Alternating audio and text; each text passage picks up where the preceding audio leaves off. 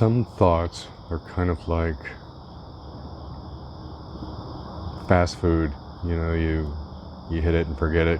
It kind of tied you over to the next one. Some of them are more what I call my mental chew toys, and I can't let them go, and I keep turning them over and flipping them and considering them in different circumstances, and I guess in a way they're teachers, because sometimes they lead me to new thoughts, and anytime you think something new, I think that's a good thing. Even if it's something you think about, and after you think about it, it's like, well, that was totally ludicrous, or why was I even thinking that? You may later dismiss it, but at the same time, if it led you to new thoughts, then it did its thing. So I'm going to try to do that.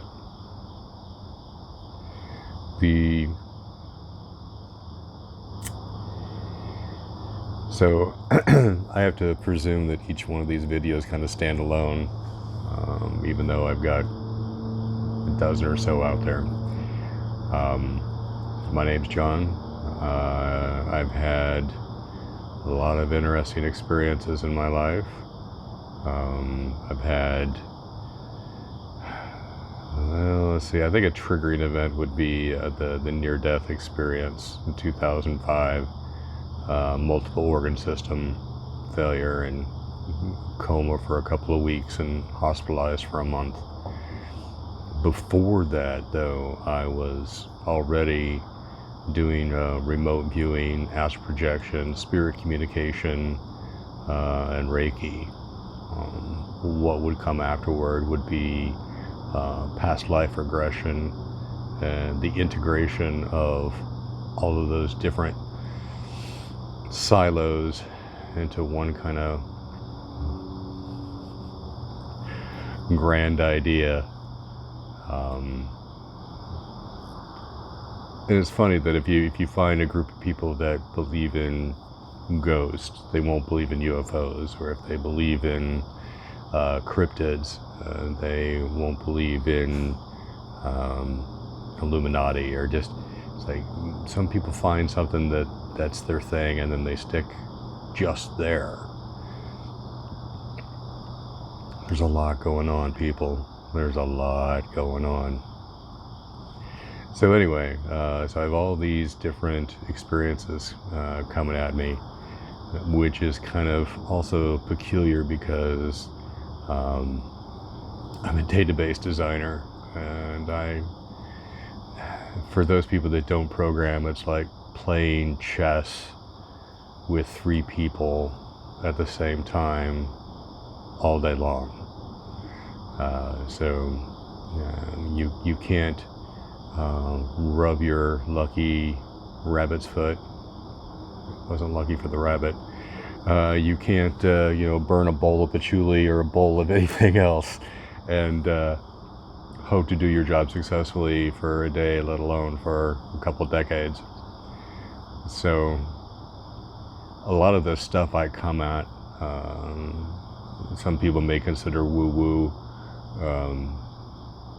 My left brain is dominant, and so I have to have some sort of grounding in science, even if it's fringe science. I have to have that grounding.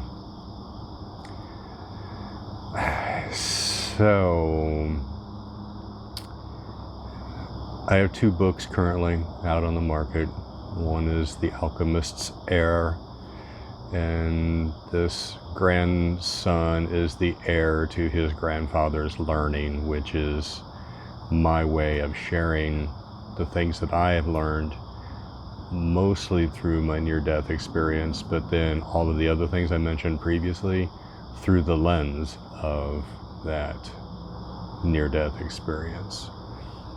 And the best way I can describe that is whatever computer, laptop device you have in front of you, imagine the operating system from 100 years from now being downloaded overnight, and you still have the same beater laptop that's scratched and scuffed, and stickers from a concert or a beer hall you went to 3 years ago. But you open it up and the thing's a rocket ship, and it's like the exterior, your body, your meat suit, your case, is still you. However, internally, you got a whole new operating system. So, people who come back from a near-death experience, they have some things in common. It's almost like there is a software package upgrade for people who have this experience.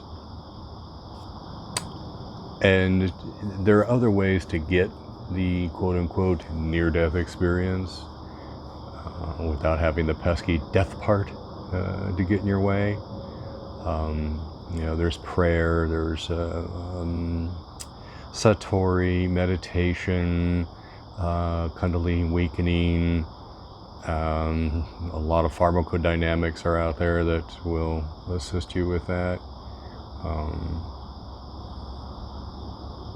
I got some positive and negative thoughts on that, having being a pharmaceutical researcher as well as being a nurse. I got some thoughts on that. Ayahuasca is on my bucket list, so kind of give you an idea of where my thoughts are on that. But anyway, the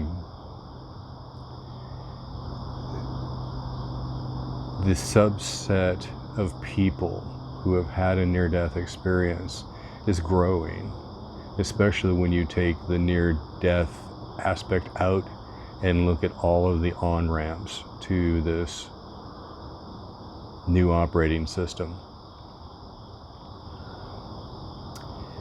And this OS is going to have certain commonalities. Okay, you come back with a disdain for materialism and consumerism, which that's America, baby. That's the American way. Truck nuts, 2 for $1. But wait, there's more. Yeah, you have a complete disdain for that. You also don't do well with organized religion. You typically, the pillars of your foundation are fucking rocked. About 50% of the people who come through the near-death paradigm, they're wired for sound. They hit the ground running. They know what they have to do. They know their task or their goal, and they're gone, like a fart in the wind, gone. The other half, to which I belong, you don't know whether to, scratch your watch or wind your ass, and that state of confusion and blundering and stumbling about. Was it stumbling towards ecstasy? What is that? Sorry, Sarah, I remember off the top of my head. But anyway, your pillars are rocked. You typically lose your job, or you leave your job, or you leave your occupation because it doesn't suit your new spiritual nature. Your relationship, unless you've got a very understanding spouse, it's gone. Because again, it's like you literally had this download overnight, and so you are a completely different person, and you look the same, but you're not. Religion usually changes as well, because every religion is like their own little special club, and in order for clubs to be exclusive, it feels like that they need to exclude somebody. So God doesn't give a shit which team you play for, just as long as you're in the game, So